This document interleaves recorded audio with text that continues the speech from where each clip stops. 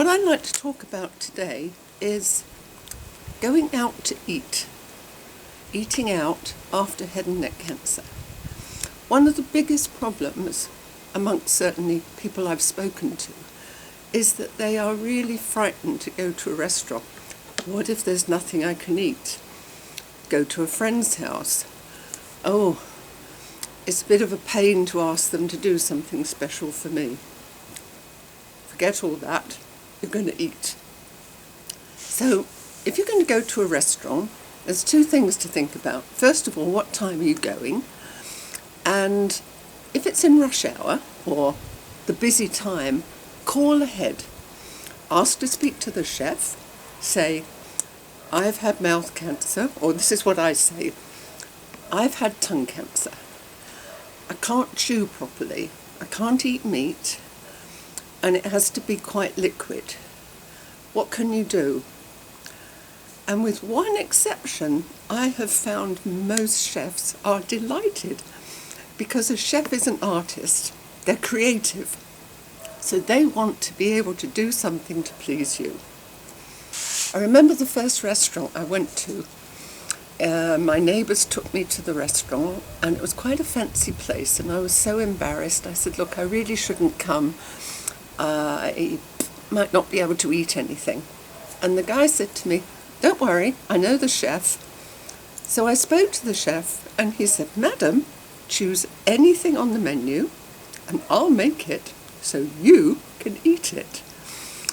So what was supposed to be mixed vegetables turned into a gazpacho soup for starter. The main course was cod with Provençal vegetables, pureed dauphinoise potatoes, and langoustine sauce. Well, I couldn't believe it. Out came a plate with a circle of mashed potato, followed by a circle of roast vegetables, followed by a circle of mashed up cod, a little pureed tomato in the top, and poured over with langoustine sauce. Absolutely brilliant. That gave me confidence to start going out more frequently. But you mustn't be afraid to ask.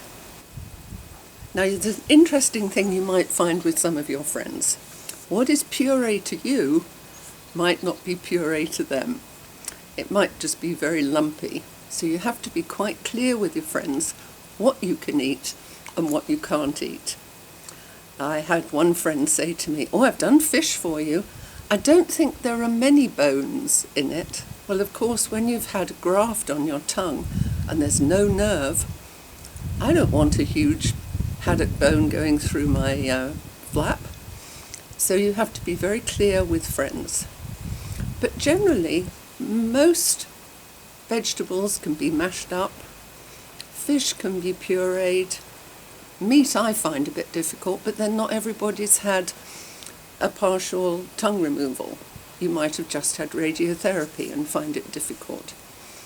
So please persevere, don't not go out, and you will find that there are a lot of restaurants where you can do substitutes. Take, for example, I was with a girlfriend in Nice, and we both ordered raw tuna salad with chips and, what was it? Oh, salad. I can't eat salad. Salad sticks on the roof of my mouth. It's like Velcro. It just doesn't work. So what I did was I said, I'd like that, but can you please substitute the lettuce for some very thinly sliced tomatoes? No problem, madam.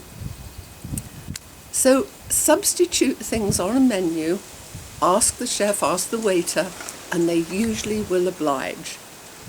You know, if you were disabled and you were in a wheelchair, you'd have to ask, I want a table where I can fit the wheelchair.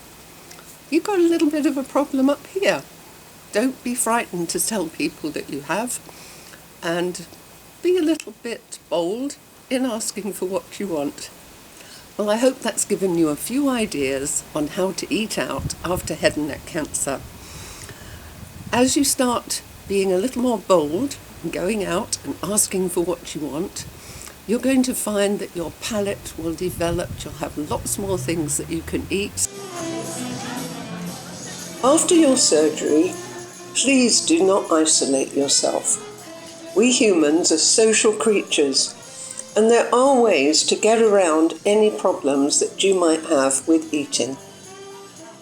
If you've been invited to a picnic, don't panic. There will be something you can eat. You have options. Check with your friends as to what food is available, and if necessary, take your own. They will understand. Leave the crust off a quiche. Ask for some cream. Mash food with a fork. Cut up prawns and shrimps and add cream or yogurt. Avoid fish with bones like mackerel. If you have a flap, you won't be able to feel the bones. If you can't manage chicory or endives, just eat the salmon and cream cheese. Take the meat off the chicken bones, chop it up and add some cream or mayonnaise.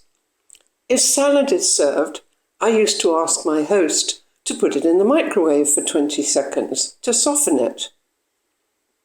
Your host will always want to help, so don't be shy, just ask. So I hope that's given you a few ideas about eating out. You've got to eat, so be bold, ask for what you want, and 99.9% of the time you'll get what you want. So start enjoying food in different places. You don't just want to live on custard and yogurt, that sort of thing. And you'll find that by having different textures and trying different foods in restaurants and at friends, you'll develop a wider range for your palate. So thanks very much for watching. Once again, loving your comments, and I'll see you next time.